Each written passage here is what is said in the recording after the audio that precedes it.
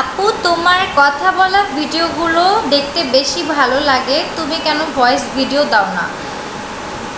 আপনি আমার ইউটিউব আর হচ্ছে গিয়ে ফেসবুক পেজ অ্যান্ড চ্যানেলগুলো ফলো করে রাখবেন, তাহলে আপনার কাছে আমার কথা বলা ভিডিওগুলো পৌঁছে যাবে। ঠিক আছে? আমার ইউটিউবেও হচ্ছে গিয়ে মোটামুটি ভিউ আছে নিউ চ্যানেল হিসেবে, সেটা নিয়ে আমার কোনো কমপ্লেইন নেই। বাট ফেসবুকে আমার রিচ একদমই কম, আর সেটার পেছনে আমারই দোষ আছে, আমার অনেক গাফিলতি আছে। যখন আমার ভিডিওগুলো জাস্ট ভালো ভিউ আসছিল বা মানুষ পছন্দ করতে শুরু করেছে, ওই সময়টা থেকে আমি ফ্রিল্যান্সিং স্টার্ট করে আমি কন্টেন্ট ক্রিয়েটিং টোটালি স্টপ করে রেখেছিলাম। তো একটা সময় গিয়ে আমি যখন নাকি একদম ইরেগুলার হয়ে পড়ি, আমার রিচ একেবারেই কমে যায়। তো এরপর হচ্ছে গিয়ে আমি এখন আবার যখন দেখলাম যে ফ্রিল্যান্সিংটা এমন একটা কাজ যে আমি যখন কাজ করব আমার টাকা আছে, যখন কাজ করব না, যখন অসুস্থ থাকবো, আমার কেউ নাই। হ্যাঁ, আমি যাদের জন্য এত দূর পর্যন্ত কাজ করে যাচ্ছি, তারাও আমার খবর নেয় না।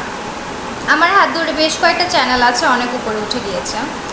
তারা শুরুতে তেমন একটা ভিউ পাচ্ছিল না, মনিটাইজেশন ছিল না।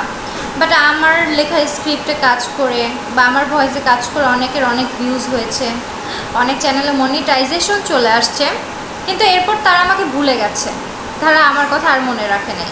এখন আবার নতুন চ্যানেল যখন তারা ওপেন করবে আমার খোঁজ নেয়, কিন্তু যখন যে চ্যানেলটা আমি উঠিয়ে দিয়েছি, তারা কিন্তু আমাকে এটা প্রমিস করেছিল যে চ্যানেল যখন উঠে দাঁড়াবে, যখন মনিটাইজেশন তারা পাবে, তখন আমার পেমেন্টও হাই হবে, আমাকে আরও অনেক বড় বড় প্রজেক্টও দেওয়া হবে।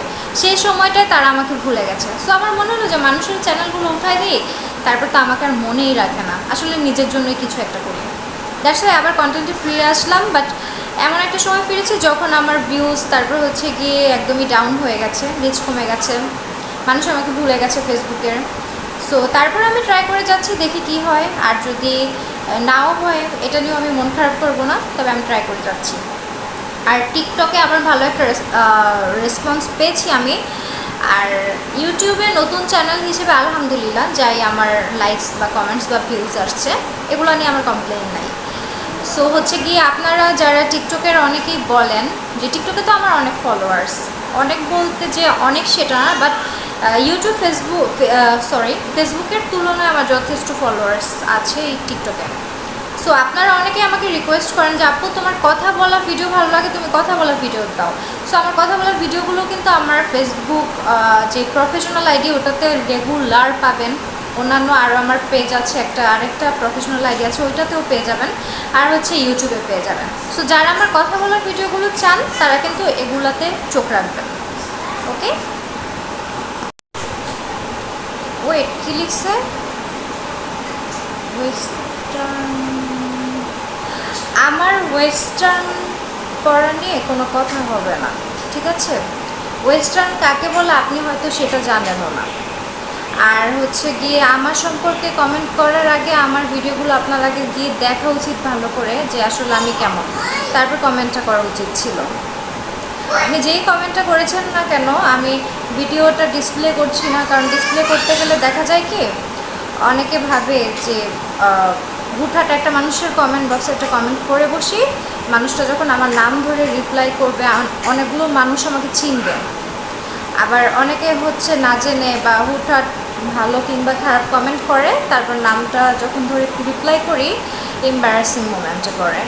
দ্যাটস ওয়াই আমি অনেকের নাম ধরে রিপ্লাইটা করি না, আপনার নাম নিচ্ছি না আমি।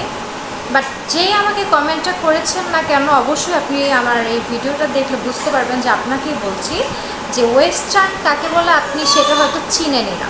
যদি চিনতেন তাহলে আমাকে এই কমেন্টটা করতে পারতেন না। আমার ওয়েস্টার্ন পরা নিয়ে স্টোরি আছে, হিস্ট্রি আছে। আর আপনি কিনা আমাকে বলছেন এই কথা যে শাড়ি থেকে ওয়েস্টার্নে চলে আসছে। কোথায় দেখছেন আমাকে ওয়েস্টার্ন করতে? আমার ম্যাক্সিমাম ভিডিওতেই তো আমি বাঙালি যে কস্টিউমগুলো আছে সেগুলো পরি। একবার এক প্রডিউসার বলছিল যে আমার শাড়ি পরার ভিডিও দেখছে, এরপর বলল যে এরকম এরকম কাজ করব কি না, নাটকের একটা কথা।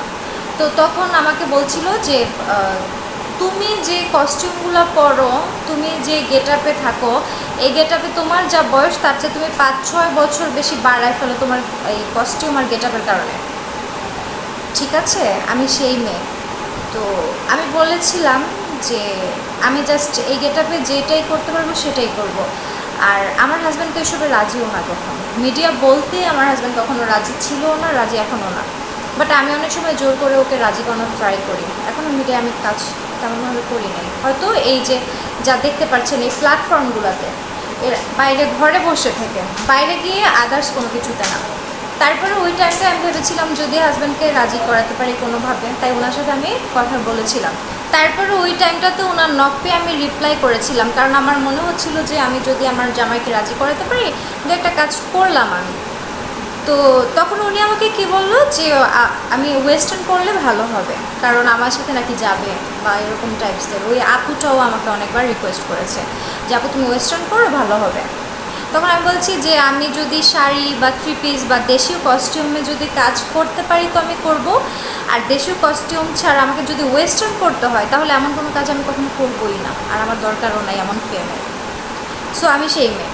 এখন আপনি আমাকে যে কথাটা বললেন, আমার ভিডিওগুলো আগে ভালো করে চেক করবেন যে আমার ম্যাক্সিমাম ভিডিওতে আমি কি করছি বা কেমন কস্টিউম আছি, কেমন গেট আপ নিচ্ছি। আমার গেট আপ নিয়ে মানুষ অলরেডি আলোচনা করে যে ও মানে সবসময় অনেকে বলে যে দাদির মতো সেজেছে,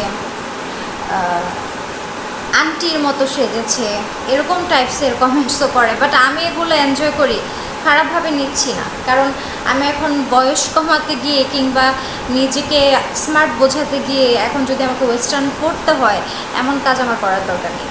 আমি নিজের শালীনতা বজায় রেখে যা করতে পারবো সেটাই আমি করব। আর তাও তো আমার জামাই তো আমাকে পারমিশন দেয় না, আমি জোর করে তারপর কিছু কাজ করছি জাস্ট নিজের জন্য। সো আপনি আমাকে যেটা বলেছেন এটা বলার আগে আমার ভিডিওগুলো ঘুরে দেখবেন। আর আরেকটা কথা বলবো, মানুষকে হুটহাট কমেন্ট করবেন না। একটা মানুষের একটা ভিডিও হঠাৎ সামনে আসতেই পারে, সেটা ভালো বা খারাপ লাগতেই পারে, সে শুধু সেই ভিডিওটা সম্পর্কে কথা বলেন, কিন্তু মানে লম্বা একটা ট্যাগ লাগাই দেন তার পেছনে, তার পুরো যাচাই বাছাই না করে যে সে অলওয়েজ কী করছে, এটা তো ঠিক না। আর আপনি যেটার মধ্যে কমেন্ট গিয়ে করছেন এটাকে ওয়েস্টার্ন বলেও না, ওয়েস্টার্ন এমন হয় না। ওয়েস্টার্ন কাকে বলে সেটা আজকে ইউটিউবে গিয়ে আগে সার্চ করবেন যে ওয়েস্টার্ন ড্রেসটা আসলে কী, কস্টিউমটা কী, গেট আপটা কীভাবে নেয়, তারপর গিয়ে আমাকে কমেন্ট করতে আসবেন। ঠিক আছে, আপনার কমেন্টটা দেখে আমার খুব রাগ হচ্ছে, বাট আমি জাস্ট নিজেকে কন্ট্রোল করলাম।